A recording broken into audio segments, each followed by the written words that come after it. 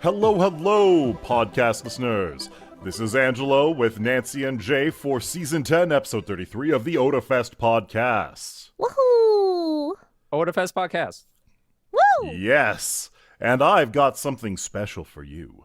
The Otafest 2025 schedule is live at otafest.com/schedule. And now that it is, remember to buy your Maid and Butler Cafe tickets before they sell out at otafest.com/cafe. They do every year. They literally do. If you do not get your Maid Cafe tickets before Otafest, you're done. You're done.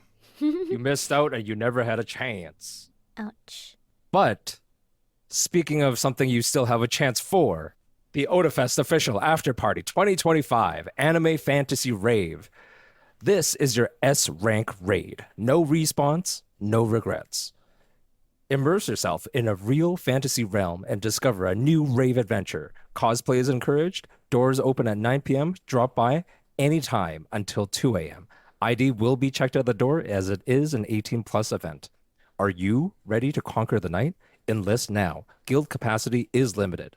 You can save $5 with early bird tickets until May 1st. Visit eventcreate.com/e/Otafest after party 2025. Yippee! Woo-woo! I've never been to one of the Otafest after parties. What happens there? Debauchery. What if it was just a really immediately sad time full of con blues?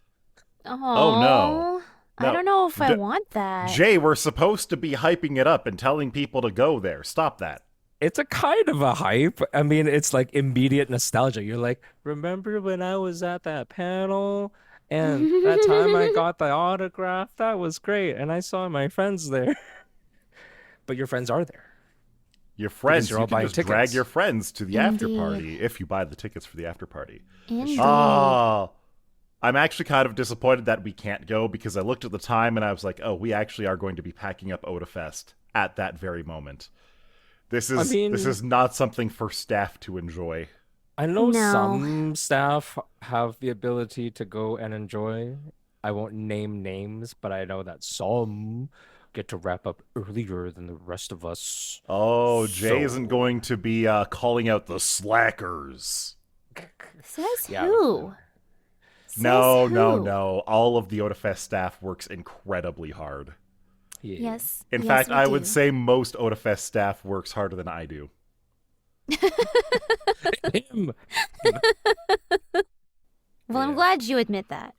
Oh yeah, 100%. Anybody who goes to the after party should be having a fantastic time. Yeah. Fantastic time. You deserve it. Treat yourself. Yeah. Woo. So, Mm-hmm. treating ourselves to some anime. What does that sound like? It sounds That anime like... sounds like the winter anime review. Indeed. So right at the beginning of the winter season, we were talking about a few different anime, and we just speed ran watching every single one of them. And by that, I mean 5. And by that, I mean we literally had the speed turned up on every single episode. It was Yep. fantastic. It's true. It was like watching Alvin and the Chipmunks. And for some reason, my Japanese comprehension was totally fine. Weird. Oh, yeah. Well, I here's the remember we thing. were watching Zenshu, and the Zenshu girl said Zenshu, and I was like, that's the name of the anime. Oh my God. I mean, so here's the thing. I often watch shows at about 1.25 because really? there's two things. Pacing is generally improved. You don't miss that much most of the time. And also, not that I pretend to be any kind of fluent in Japanese, but I kind of like it because it's at conversational speed. Like the way that... Really? Well, when No, you I watch was a feeling show- like it was legitimately too fast. No, when you watch a show, it's kind of like narration almost. Like you're the words, there's acting to it, right? But conversation doesn't have that. Conversation is sort of just one thing after the other from topic to topic, Jean-Luc Picard and all that. No, I want to say, like, we were on a tighter time schedule, so I'm not really going to criticize the speed up too much. But Nope. there was like timing. The timing and delivery of certain jokes, anticipation that wasn't there to let the lines land correctly.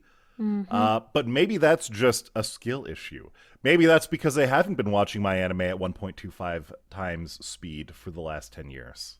Also, out of the three of us, I am not surprised that it's Jay that does that. Yeah. Yeah. Yeah.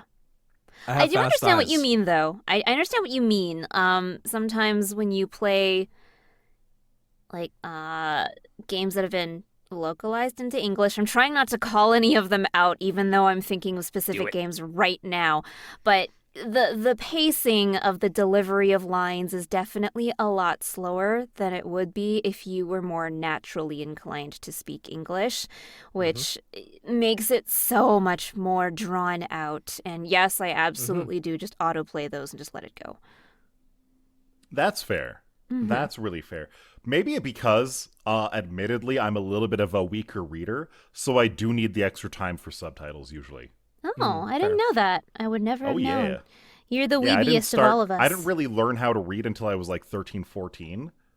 Oh, yeah, you have mentioned that before. You used Yeah, to I just learned cheat to with the read from words. MSN Chat Messenger or MSN Messenger chats back Ah, in high school. that does Yeah. teach you how to communicate pretty fast. Well, it tries. It tries. It Yeah. But we're getting tries. a little bit ahead of ourselves, so Hmm. we watched Zenshu. Zenshu being a love letter to animation, we can call it. An anime within an anime. It really is. It's about a girl, Netsuke, Natsuko. Mm-hmm. Natsuko, that's her name. And despite how she looks, she's not a gremlin. She's just an animator that dies from eating expired clams. Yeah, that's gotta be the saddest way to go. They telegraphed it so hard. They were Mm-hmm. like, hey, we have these lunches for you. By the way, the clams are expired, so don't eat those. By the And then they were like, way, hey, there's this other animator Yep. who died from food poisoning. mm-hmm. Mm-hmm. Oh yeah. Oh yeah. They were laying on the foreshadowing extremely thick. They've never Especially for heard a of a first red herring. episode. Now, Yes. having that said, I have actually watched all of Zenshu, and I have really, really, really mixed feelings about it. Before we get into that, Okay. did she die because she choked on something or did she die because it was bad food? Oh, it was food poisoning. It was explicitly food It was poisoning. so immediate. Is that actually gonna how say- fast? I feel like there was almost a element of like targeted poisoning because not only does the other animator die of food poisoning, she is suspected of Mhm. also like it feels almost like someone's out here taking out these animators. Yeah, it kind of does. Honestly, for sure. I legitimately feel like this is a case of like bad writing or forced writing. Like Really? the boss of the animation studio was like, "Hey everybody, I've got some boxed lunches for you. By the way, the clams are expired, so don't eat those. Why wouldn't you just throw them in the garbage if you know they're already expired?" Yeah, why would you leave them in a perfectly normal looking bag that looks like Why it was would also you from the leave same them with delivery the batch? rest of the food? It was pretty bad. Like I don't know. It happened so suddenly that I thought it had to be like she choked on it. She didn't even die from food poisoning. The way she was Yes, illustrated yeah. as dying, it looked like she was choking. No, 100% that too. Like it seemed it was way too sudden. But I mean, that's partly for dramatic effect. If you want to show someone dying from food poisoning, well, they've got like 2 minutes to get the premise lined up and isekai the bitch. So are they really going to be like, oh my god, she was pooping out her guts and then died of dysentery? Yeah, fair. But again, like it just didn't seem like the poisoning was actually what killed her. I was gonna say, let's talk about the actual isekai though, because I think my Must biggest. we? So Angela's watched it. Angela's watched it. I have only seen the first episode, as per my duty, and Contractual obligations. I think my biggest issue is not necessarily like the script or the writing, but like I hate the world she is kind into. Oh, 100%. And that's it does make sense the longer you go into it. And I really hate this kind of argument that I'm about to make that, oh, you just have to watch it for it to make sense. The reality is, because Zenshu, first and foremost, is a love letter to animation as a medium.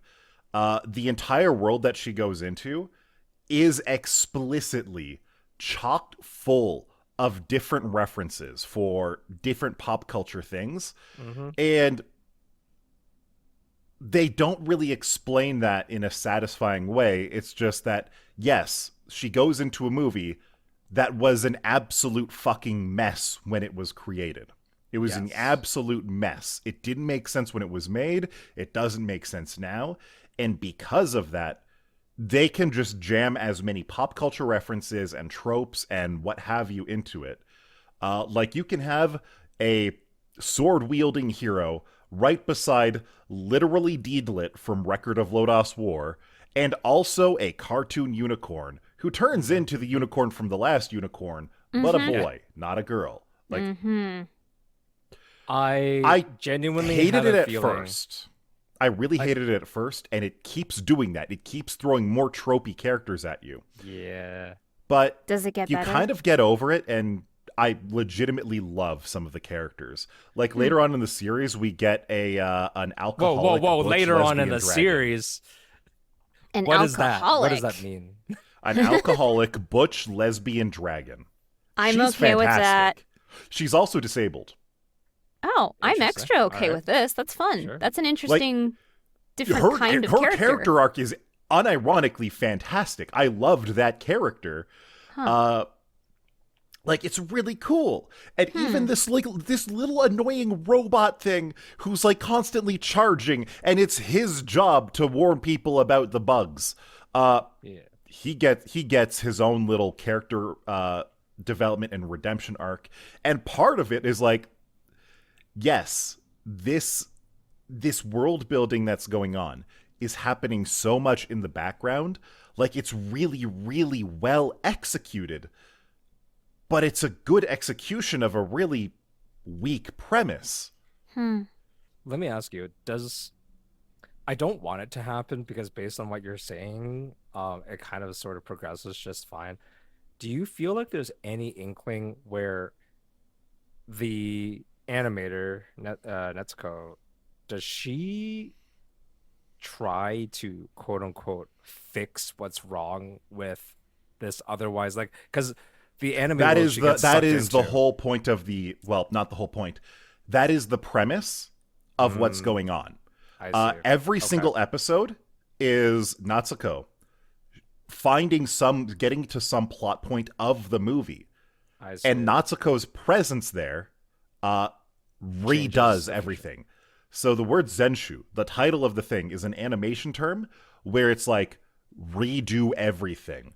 When an animator or your boss says Zenshu, that is supposed to send chills down your spine. That is basically words saying, yeah, the last 40 hours of work you just did were fucking garbage. It is pointless. How dare you Redo put it this all. work on my desk? Fix everything. Redo everything. And that was when Natsuko was in the first minutes of the episode. One of her kohais came up and was like, can you check these keyframes? She looks through it and is like, Zenshu, redo it. And then she's like, no, I can't trust you to redo it. I'll do it myself. That's the thing. That is what's going on. Every single episode, Natsuko is going through Zenshu. Natsuko is remaking what was wrong with A Tale of Perishing, the movie that she's been trapped inside of. And even that starts to have its own little points and interesting bits later on. And I really do like what they do with it. Like, the animation is very solid. The character designs are really cool. I really like the message that they do try to get across when they're able to get it across. which is let other people help you. The whole point of the story is let other people help you. You can't do everything on your own. Even if you think someone can't do something as good as you can do it, if they can do it good enough, let them do the thing. Sometimes if it's good enough, it's good enough. But they will have one episode where they hammer that home. Mm-hmm. And then in the very next episode, they will ignore that ever happened and make it so that, yes, Natsuko actually does have to do everything on her own again. Is this one of those shows? Is this one of those shows where it's like the power of friendship, but they have to learn the same power of friendship message every episode? They don't learn it every single episode. I would say that the first half of the series is dedicated to that sort of thing. The first half of the series is the power of friendship. But I feel like it's done competently. The second half of the series does like a lot of the world building, a lot of the character development, and is like, yes, all of those cheesy, campy movies, all of those characters had lives outside of what you see on screen, and that might be more interesting. There's more that you can do here. And on top of that, it gets on like how people who are obsessive about something, who just drive into one thing, they can miss out a lot on different life. And so when our girl Natsuko is working on a movie called Hatsukoi, First Love, we get an entire arc about how she has no clue what that is. She is the director for a movie concept that she has no experience in because she has dedicated her life to animation. So it's just, it feels like it's going in a lot of directions, very much in the same way that the movie A Tale of Perishing, the movie within the show, happened. Yeah. And while I really like what's on screen, there is so much to criticize about it. There is really so much to criticize about it. Ultimately, I think it's a really good anime, probably one of the best of the season. But it is the best possible execution of a very weak premise, I think. Yeah. Okay, I accept that opinion. It's too bad because at the core, I really felt like there was something that I would have enjoyed, but there are too many flaws for me to really overlook to enjoy. I definitely couldn't have done what you did and watch as all of it as you have. That's for sure. But I can say that differently about some other shows coming up because there were some ones where I might just stick with it. It might be a fun little watch. Yeah. Yeah. But yeah, I think that Zenshu is absolutely... It was one of the best shows of the winter season. And unfortunately, I do believe that the winter season was kind of weak. Yeah. I can believe that based on all the ones that we managed to pick up. I don't know what you're talking about. All bangers. Hashtag all bangers. Hashtag only bangers. Trademark. Copyright. Now a show about a character who isn't weak at all. True. I may be a guild receptionist, but I'll solo any boss to clock out on time. I loved this one. Yeah, It's really fun. Having just watched the first episode, it was fun. It was relatable. I think that was probably the best part about it. It was so relatable. I just want to get off from my job on time. And go I home? just want to have my cushy desk job as a public servant. That's all I want. Yeah. And I love it for many reasons. First of all, it reminds me a lot of like some of the games I love, like Monster Hunter, big one. Like you have quest desks. She's definitely a clerk at a quest desk for sure. I have worked in workplaces with unions before. I appreciate them. And the fact that they will, sort of fight for you. But I will say it didn't show up in the first episode. Nobody really speaks up about all the overtime. Like, yeah, she's getting paid, but she should also have her union rights. Just saying. Yeah. Just Overtime saying. stanks. I call a little bit of disbelief on the reason why she has so much overtime. I Oh, feel it doesn't track. It's so much bullshit. It but, they do have to ham-fist something just to make sure that the plot goes along. You know what I mean? Fine, fine. Still, though. Of all the reasons that I can understand for overtime, it's because all the adventurers in the area, if you're a guild receptionist, you can kind of think of your coworkers or maybe even your vendors, if you will, because they all suck and they're not doing their job. And because of that, it's all coming onto you and just adding to your workload and making it so you can never go home on time. That sounds miserable. Absolutely miserable. Absolutely. I appreciate she's also a hammer user. I Yeah, am Oh, hell also yeah. I like unga that. bunga. Yeah, I mean it's bows and swords. They get all the love. Lances never get any love. Hammers never get any love. Just putting it out there. She's pretty good.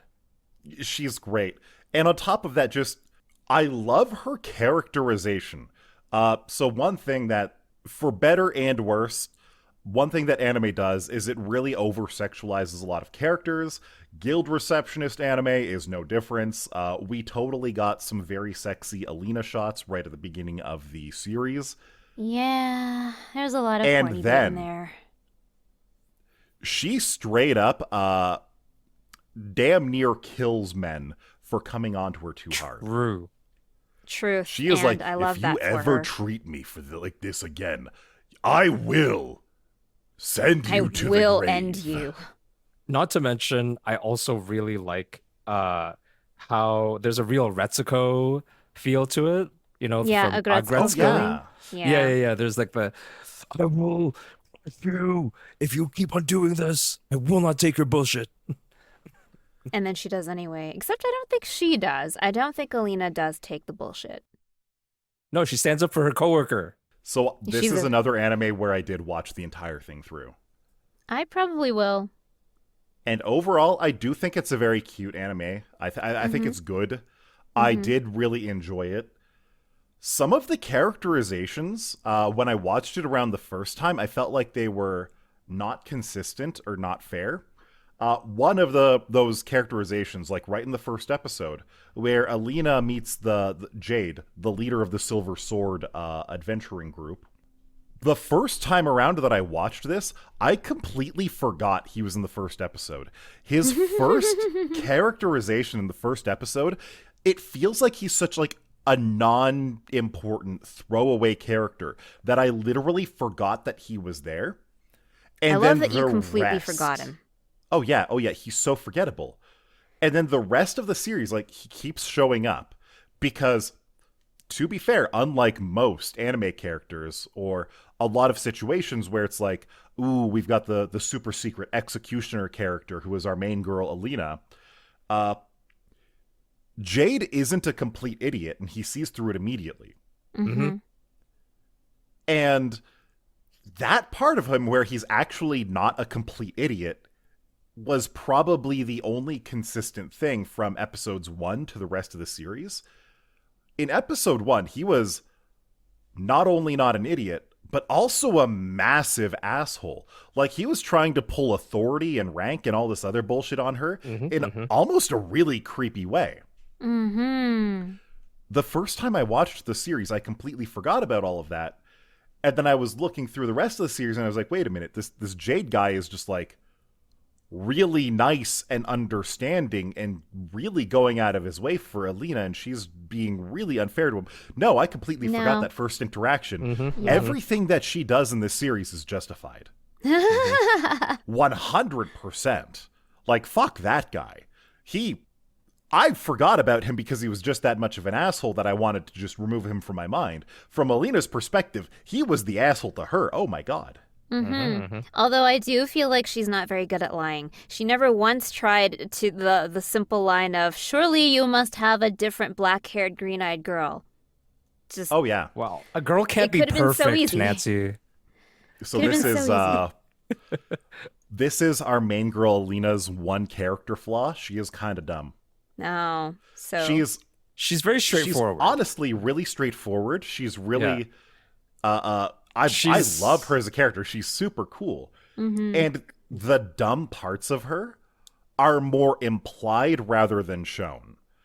The other thing is, like, As an she has very example, shonen protag energy, you know? oh yeah, part of the Mm-hmm. reason she has so much overtime, at least it's joked about this multiple times, is that she's just really slow at paperwork.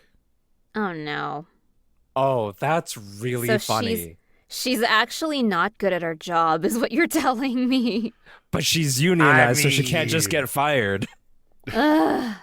Oh no, she's on the bad spectrum. She's on the bad spectrum of unionized employees. no, honestly, Uh, no. The guild itself, the union, is also shit and refuses to hire more people because they're cheap. Like, honestly, if you've ever worked in any kind of corporate job or any kind of job where you have had to work overtime, you will empathize with Alina. You will love the bullshit that she goes through. Oh my god, it is cathartic watching her. I definitely made a game dev joke when she was talking about a month straight of overtime. Oh yeah, oh yeah, Oof. God. That unironically, I think that I may be a guild receptionist, but I'll solo any boss to clock out on time. Was I would argue that it's not as well animated as Zenshu, but as a story and as the characters go, I liked it more. Mm-hmm. I like the art style as well. Specifically, like, it is not overly generic. Like, there. The art style of it felt a little bit different. It wasn't the exact same Mhm. thing. Yeah. At first, I had to remind myself while we were watching this. I was like, it feels close to like that soft moe-ness that JC staff kind of has with anime like Is It Wrong to Pick Up Girls in the Dungeon Oh my god. or like Toradora. Like those have a very specific kind of art style that's very similar to them. It is the Mhm, very mhm. JC staff art style, Mm-hmm. but it was done a lot more competently than JC staff normally does. Like there's a lot more animation, there's a lot more Mhm, mhm. just good scenes and Mm-hmm. characterization. And no, it's Cloverworks. Cloverworks.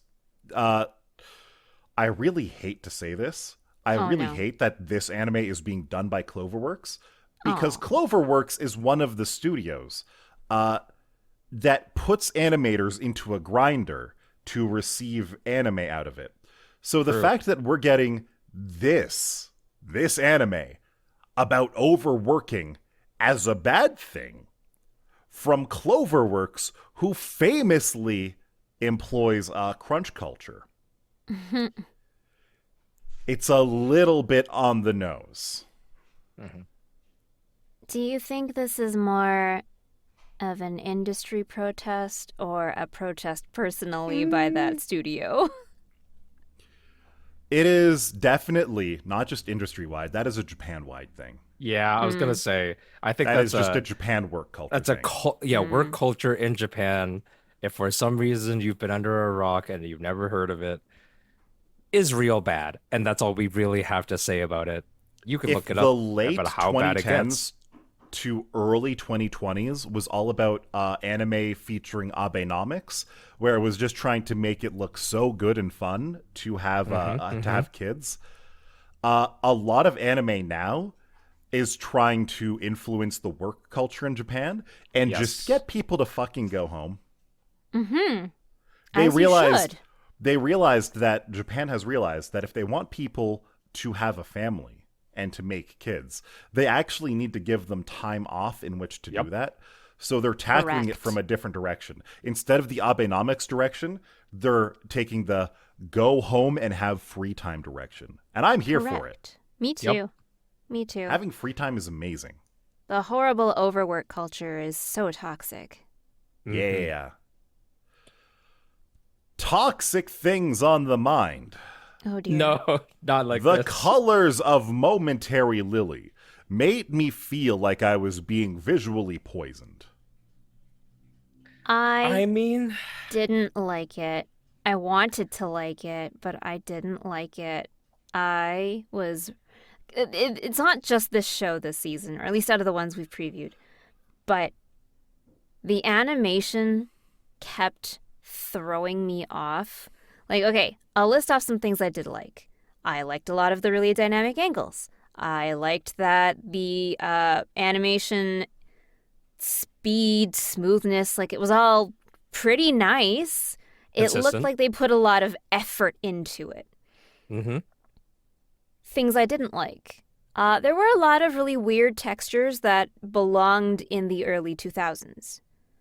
There were really strange detailed choices when it came to what got accented during expressive movement. And I'm twitching really hard right now because mostly it's the hair and the boobs. They Oh bounce yeah. way too much. It's It's like not they they attached it to a beach ball volleyball game. the one character, the Onesan character, every time she talks, her hair moves. When her hair moves, her boobs move. It's like they're Therefore, when tied together she and rigged in the talks, same way. exactly. When she talks, her boobs move.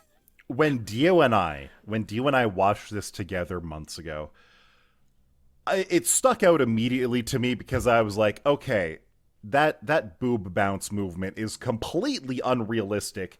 This looks like something I would have animated. What the hell, guys? And then like I was watching it again with you guys. Like there was a point where it was like egregious and embarrassing. And then I was watching it again with you guys just now and I was thinking, wait a minute. Wait a minute. That's a scene where her boobs actually would have been bouncing, like she's doing some walking, she's doing some Yeah, fat, she and it was was doing completely high like, speed running. and I High was just speed like, running. guys, you didn't even commit to the bit. Come on. I know, and Come that was on. the weird part. It was like she's just sitting stationary and having conversation with her friends, and she's bouncing off the screen For real. insanely. And then there's a scene of her like Naruto running, and then nothing? Mm-hmm, What? mm-hmm. And this is just, it all comes down to this studio with Momentary Lily. Like, I actually really liked the characters a little bit, but I shouldn't say really liked them. I vibed with the characters a little bit. I can tolerate the characters a little bit. The story itself was kind of neat. It's like, okay, we got some magical girls with big ass weapons, and there's some giant naked dudes with flying saucers for heads making people disappear. I can vibe with that. Uh, Studio Gohans. And I remember I was calling it. When we were talking about this back in the early winter, I was like, yes, this is Studio Gohans. They are going to do some absolutely vile shit with the animation that is going to make it visually difficult to watch. Mm. And I was right. And they followed through. It's like they make these barely detailed backgrounds that look like they were rendered on a PS2. Like, Yeah, they do remember on the actually look that PS2 where way. everything was way too shiny? Yeah, and really, the really textures were flat? kind of weird. Exactly. The So lighting those is are also weird. all of their backgrounds, and then they do like lens flares and weird lighting and things like that to put on top of it to make it look fancy. It's like you're in grade 7 and you're opening up Photoshop for the first time and you have to make Hey, a hey, presentation hey. and you want it to I look feel good, so you attacked hit right now. the lens flare filter. Oh, It's yeah, I everything that remember we were that. doing back in grade 7, but they're doing it in a production anime. Yeah, I definitely found that a bit strange. I also didn't like the way they animated most characters' hair. Like they were It overly was stringy. awful. Yeah. It was really stringy. And like this is the thing Studio Gohans does. They spent like $2 for the entire season animating the background. And then because they saved money on not drawing the background, they put that money into really weird details and really ambitious camera angles that the first time you see them, or if they saved them in their pocket to like make the fight choreography look really cool, you'd be like, okay, I appreciate that. But because literally every single cut in the anime is doing this, it's exhausting. Like it's visually exhausting to watch. It's like, wow, if you were watching The Matrix for the first time, but literally every scene was the bullet time effect. The first time you see it, it's like, oh, this is cool. The 20th time you see it, you're like, this bullshit again? And it's really sad because they're spending extra money to do this. I mean, you're not wrong. Like, they could actually spend less money and come out with a better product. It's a classic case of less is more. To And me, Studio but, Gohans doesn't know the meaning of that. yeah, Unfortunate. there's Anyway, beauty in simplicity. There were parts of the story that could have been interesting, but they kind of dropped like a Bochi in there, a Bochi character, and then she had a guitar, so I was like, yep, that's Bochi. She also has really weird social anxiety about meeting people. Okay, also Bochi. No, I get it. I totally understand. I do Like, too. I really liked that character, Yeah, and I thought she was really cute. but she didn't. But everything else around it, everything around those Yeah. character dynamics just was not, it wasn't just that it wasn't good. It was actively taking away. Like, there's two from things the I really don't like about the characters. One of them is, holy crap, are they just so one-dimensional. like one-dimensional They're- niches? every single like one is a like trope. archetypes. They're all trope archetypes, Yes. and they're just like too. you had Genki Girl main character, you They're had tokens. One-san It's a- character, Yeah. you had Gamer Girl character, you had Yep. energetic character, and then you had the Yep. kudere. Yeah, you have like literally, it is an assembly of tokens, and then I will say, sorry, I'm gonna go back. I meant to say that's the one thing I really didn't like about the whole group dynamic, but I did like one line at the literally the end of the first episode, which is like, we can't be friends. Did they Because say it- that? Yes, I there's this didn't thing remember that about part. because there's a thing where they just say like we can't be friends because we don't know when one of us might disappear, like Oh. because Yeah, they're no, I living in a completely world like a I high risk missed world, that. right? I Like, must have been I- so mentally checked out. That's totally fair. I appreciate that line, but it is, I don't think it's delivered. Like, I watched it at regular speed before, and it's not delivered with enough impact, anyways. But it is actually probably pretty key. So that's what, like, there are things to like about it, but it's certainly not the animation. If anything, I would say, I don't know if there's a manga of this, but maybe just go read the manga and save yourself that way, Maybe. Save yourself. Maybe. right? Oh, golly. But if you can't be counted to save yourself, I'm sure there is an anime dad out there who can help you save yourself. Yes. And sometimes it really takes best girl to be best dad. Or best dad to be best girl? Yes. Yes. Nancy's Yes. more correct on this. The best From villainess is the bureaucrat father we to needed. Villainous. Yeah, I it's true. loved the first episode of this, It was and so then I didn't watch a fun. single episode after that. I've actually okay, so I have been watching it, and it's pretty faithful to the premise that it sets up in so the first episode really just focuses on the isekaiing. So dad is a bureaucrat, he's like 50 something, and just suddenly gets isekai'd.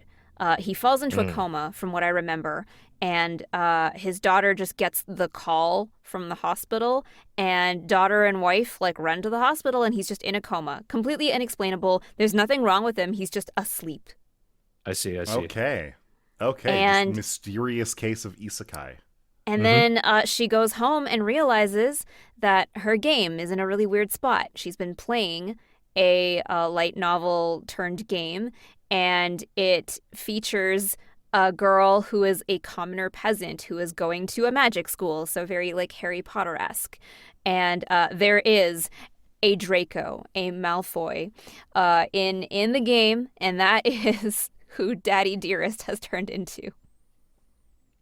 Except instead Yeah. of being a snot-nosed brat, she gets the elegance cheat. So everything she does or says is super ultra elegant. Yes. On top of that, I love how all her dad mentality translates to the perfect stature for a lady of, high High nobility. courts. Yes, Yes, high nobility. It's true.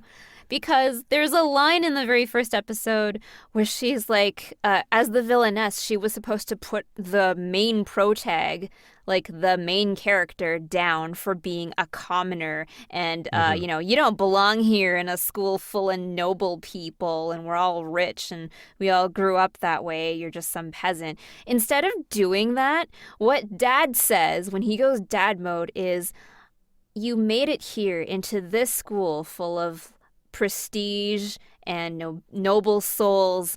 That must mean that your parents really loved you and they raised you Yes. well. And everyone just goes, huh? And instead of the opposite effect of, alienating the poor girl, she now starts liking her.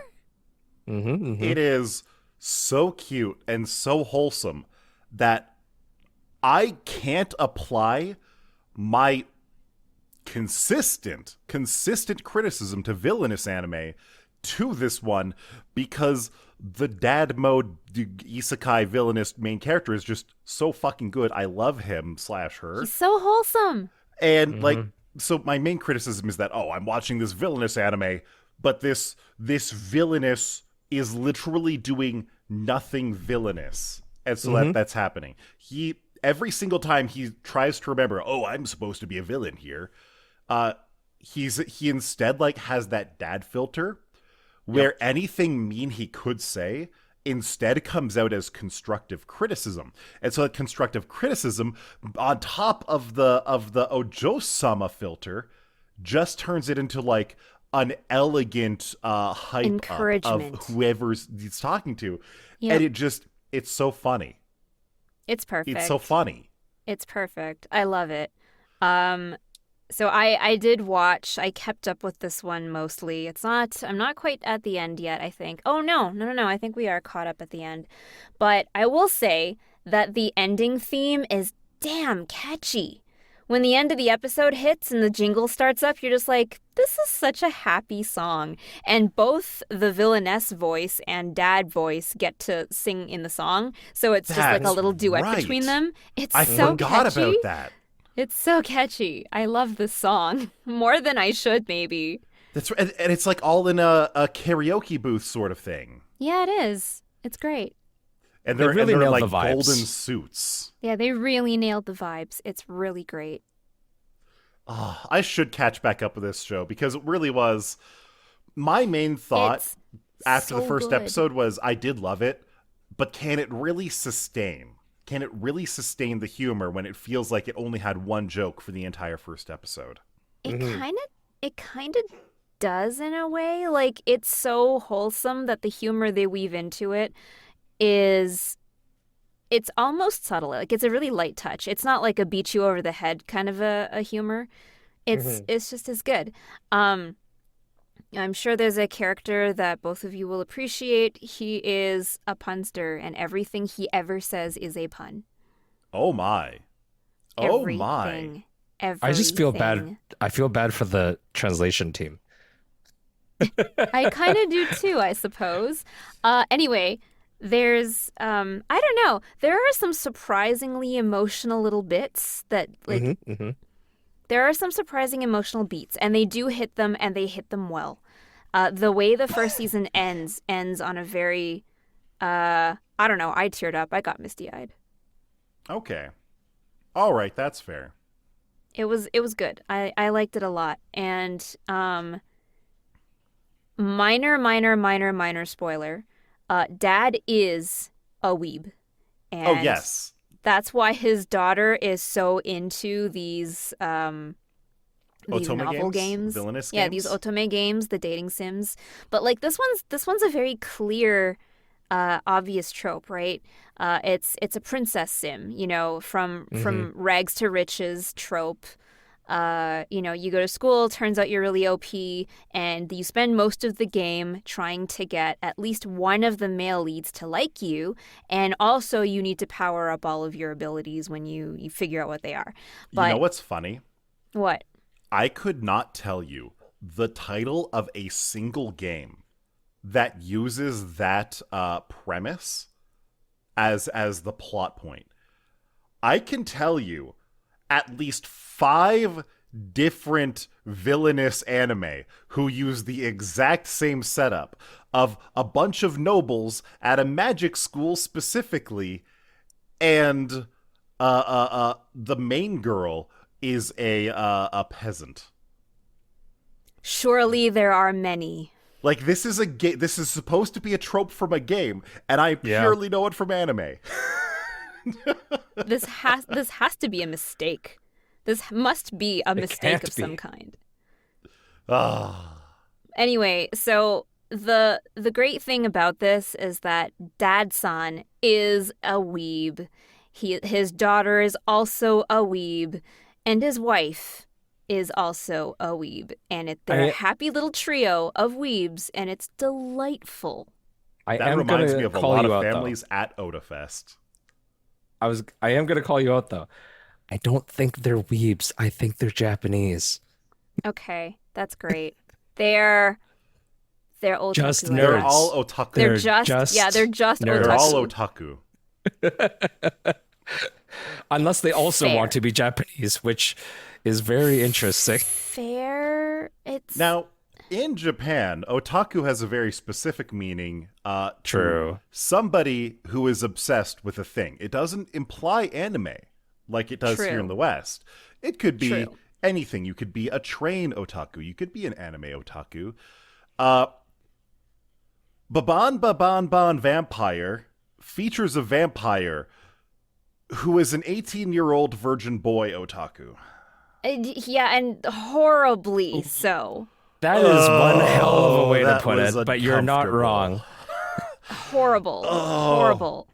The Oh, further we got God. into that episode, the more I was just like, no. Okay, No? here's the thing. I swear to God, it sounds like I'm defending it, but I'm not. The I want to only say some nice saving things about grace, this first. the only saving grace is the whole thing where he just repeats over and over to himself that he only wants him when he hits 18. Fair, but still creepy. You know, I that's know. still creepy. I am really, not really saying creepy. the worst part is as well that look, there were elements of creepiness in the trailer. But the trailer production seemed really qualities are fun. really good too. The trailer seemed really fun. It was like maybe gonna go a little wild, but we didn't get that in the first episode. You kind of just got the creepy part in the first Yeah, episode, you just got all the creepy. except for the weird dance at the very beginning, where we were like, okay, interesting. Oh, he was doing some Michael Jackson dance. Like, Yeah, there was just some like a really good random humor Michael in Jackson the first number in minutes there. That's Like, great. I was Yeah. like, I really like the character designs. The animation quality is really good. I'm vibing with this. Hey, these are some funny jokes. And here's this 15-year-old. I'm waiting till he's 18. I'm waiting till he's 18. I'm waiting. And I'm just sitting here being like, excuse So- me. so Excuse me. Why? No. Why? Just no. And it just gets worse from there. I don't know if I have dropped multiple expletives on this podcast so far, and there are things happening in this episode that I don't think I can describe in a Otafest podcast. No. No, let's True. not talk about No. it. That is all we will say on the subject matter in this particular show, in this one episode that we managed to get through. Yeah, I feel like this is an anime that will probably be banned in certain countries. But Most likely. again, the worst part is that the trailer was really interesting and it could still be funny, but the first episode is a really big turnoff to most. That's Yeah. that's really what it comes down to. Like there's some possibility that it sort of just kind of even keels it, and then like we've got it out of the way, like we understand that that's his character motivation, but it doesn't have to be sort of in your face so much all the time.